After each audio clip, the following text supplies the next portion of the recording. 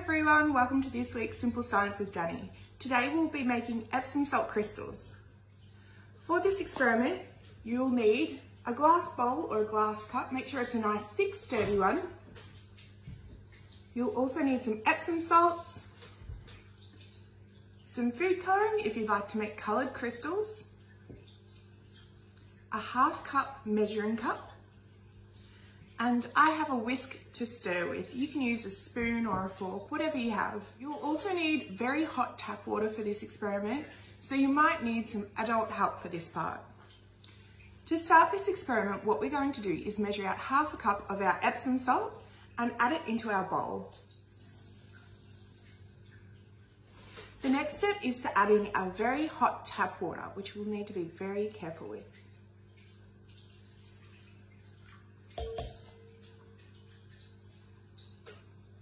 Now, once we have our Epsom salts and our hot water in the bowl, we can add our food colouring to make our coloured crystals.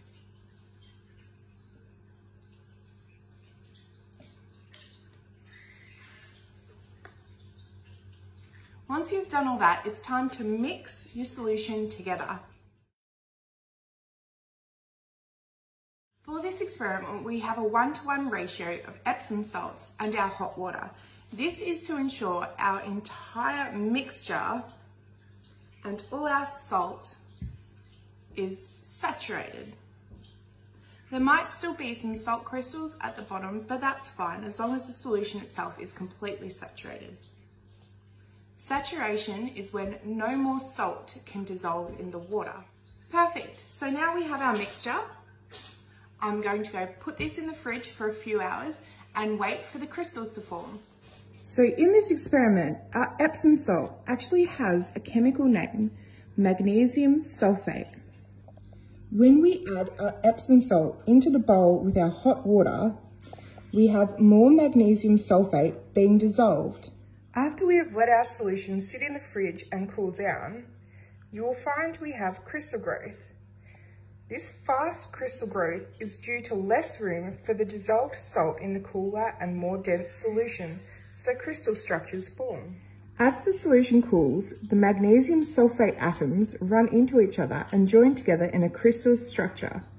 Crystals grown by using this method will be small, thin, and numerous. So it's been a few hours since we made our crystals and put them in the fridge. I also decided to do a batch and put them in the freezer to see what happened. As you can see, the ones I put in the fridge didn't really work out.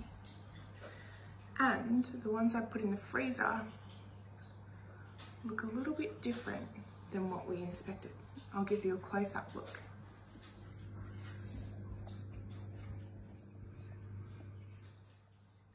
So sometimes as scientists, experiments don't really go to plan, but this is how our salt crystals should have looked.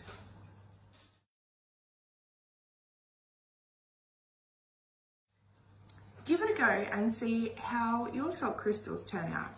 Did they look like mine or did they look like the picture? Did they work or didn't? Maybe you could even post some reasons why you thought mine didn't work.